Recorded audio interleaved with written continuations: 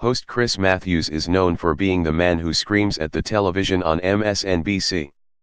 Wednesday wasn't about being a loud talker, however. Stand-in host Steve Kornacki had a simple question and Matthews went off on a strange unhinged rant. What is the best argument Democrats would have for picking off Republicans?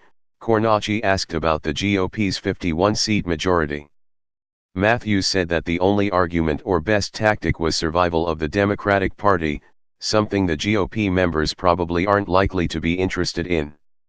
I don't think the party leadership can survive this, Matthews continued. How can you explain that you couldn't stop it when you had 49 senators and they just have 50? Just a few years ago, look at the way the Republicans played the rules. First of all, they said it took 60 senators to approve a Supreme Court justice back 2 years ago, then they got rid of that with the nuclear option.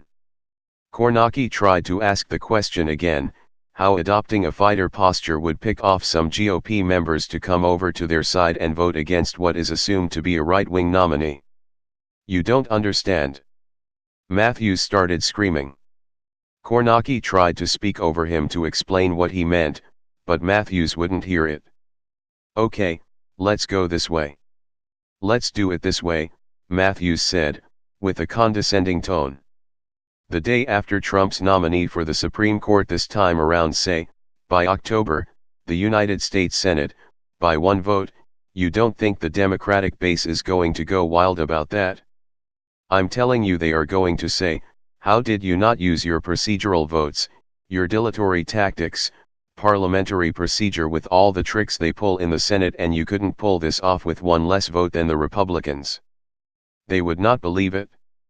But what is the tool? What is the instrument? Kornacki tried to ask again. I understand what you are saying about the base being fired up.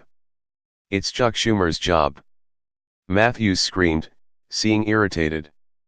Kornacki kept trying to ask the question every way he could, and no matter what, Matthews went off and ranted about his own talking points, regardless of the question.